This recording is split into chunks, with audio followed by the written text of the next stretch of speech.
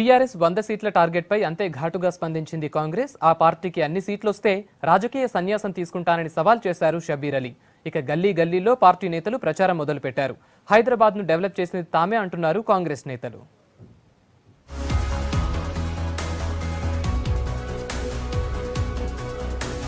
Greater ఎన్నికల్లో కాంగ్రెస్ ప్రచారాన్ని ముమ్మరం చేసింది. కార్యకర్తలతో నేతలంతా ఇంటింటి ప్రచారం చేస్తున్నారు. డివిజన్లలో సమస్యలన్నీ పరిష్కరిస్తామని హామీ ఇస్తున్నారు. టీఆర్ఎస్ 100 సీట్లు సాధిస్తే రాజకీయ సన్యాసం చేస్తానన్నారు కాంగ్రెస్ ఎమ్మెల్సీ షబ్బీర్ అలీ. టీఆర్ఎస్ కు 100 సీట్లు రాకపోతే కేటీఆర్ రాజీనామా చేస్తారా అని ప్రశ్నించారు. ఎంఐఎం టీఆర్ఎస్ రహస్య ఒప్పందం చేసుకున్నాయని ఆరోపించారు.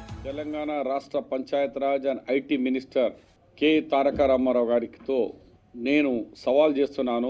100 సీట్లు మాయే, నేను ఛాలెంజ్ చేస్తున్న దమ్ముందా అన్నారు.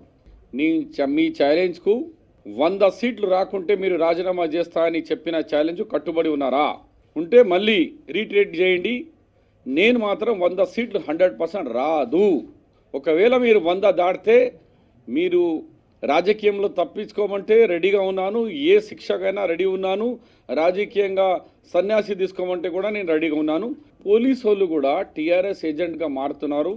కాబట్టి నేను ఈరోజు డీజీపీ గారితో, కమిషనర్ పోలీస్తో కూడా మీ యొక్క హుందాతనం, మీ యొక్క పోలీస్ బాధ్యత ఏదుందో గుర్తించుకోండి. హైదరాబాద్ ప్రజలకు మేము 1,00,000 కోట్లతో ఈ హైదరాబాద్కు అభివృద్ధి ఇచ్చినాం కాబట్టి ఆ నమ్మకంతో ఓట్లేస్తారని ఆశిస్తూ నేను 2 దినాల్లో ఓల్డ్ సిటీలో తిరుగుతున్నాను. అమలు కాని హామీలు ఇచ్చి గ్రేటర్ ఎన్నికల్లో ఓట్లు దండుకోవాలని టీఆర్ఎస్ చూస్తోందని ఆరోపించారు గ్రేటర్ కాంగ్రెస్ అధ్యక్షుడు దానం నాగేందర్. నారాయణగూడలోని వెంకటస్వామి నగర్ లో ఎన్నికల ప్రచారంలో పాల్గొన్న ఆయన గతంలో కాంగ్రెస్ పార్టీ చేసిన అభివృద్ధిని టీఆర్ఎస్ నేతలు తామే చేశామని గొప్పలు చెప్పుకుంటున్నారని విమర్శించారు.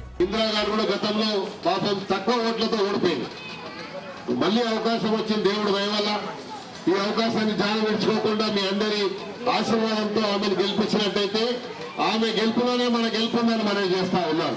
ఈరోజు హైదరాబాద్ సిటీ అంతా ఒక రకంగా చేస్తా ఉంటే ఖైరతాబాద్ నియోజకవర్గంలో, నాగేందర్ నియోజకవర్గంలో ఎన్ని సీట్లు గెలుస్తాయని అందరి దృష్టి మన మీదనే ఉంది.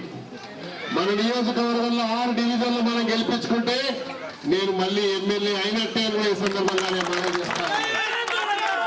అప్పుడు ఇక్కడ ఉన్నటువంటి ప్రభుత్వం కానీ, కేంద్రంలో ఉన్నటువంటి ప్రభుత్వం కానీ, ఇక్కడ ఉన్నటువంటి పోలీస్ అధికారులు కానీ, ఇక్కడ ఉన్నటువంటి వేరే అధికారులు కానీ మన కార్యకర్తల మీద దౌర్జన్యానికి మరి పాల్పడ్డట్టయితే వాళ్ళ అంత చూస్తామని కూడా ఈ సందర్భంగానే మనం చేస్తా ఉన్నాం. మరోవైపు కాంగ్రెస్ లో అసంతృప్తుల సెగ ఇంకా చల్లారలేదు. మల్కాజ్గిరి, గౌతమ్ నగర్ డివిజన్ టికెట్ ఇతరులకు కేటాయించడంపై నిరసనకు దిగారు డివిజన్ కార్యకర్తలు. కేంద్ర మాజీ మంత్రి సర్వే సత్యనారాయణ టికెట్ అమ్ముకున్నారంటూ గాంధీ భవన్ ముందు ధర్నా చేశారు. సర్వేను పార్టీ నుంచి సస్పెండ్ చేయాలంటూ గాంధీ భవన్ గేటు ముందు ఆయన దిష్టిబొమ్మను దహనం చేశారు. డివిజన్ నుండి ఒక టికెట్ కోరుకున్నాను from the Congress party, Gautam Nagar.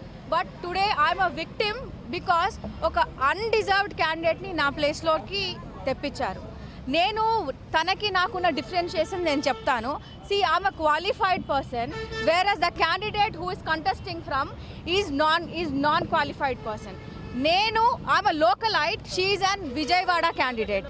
మా ఫాదర్కి ఇక్కడ 32 years సర్వీస్ క్యాండిడేట్లో ఉంటే కాన్స్టిట్యుయెన్సీలో సో కాల్డ్ వేణు నాయుడు వాళ్ళ సిస్టర్కి ఎవరికైతే ఇచ్చారో ఆ క్యాండిడేట్కి 6 months బ్యాక్గ్రౌండ్ ఉంది కాంగ్రెస్లో. ఇది ఎక్కడ న్యాయం? ఇది అధికార పార్టీపై విమర్శలు చేస్తూనే ప్రచారం మొదలుపెట్టిన కాంగ్రెస్ కు ఇంకా రెబల్స్ నుంచి తలనొప్పులు మాత్రం తప్పడం లేదు.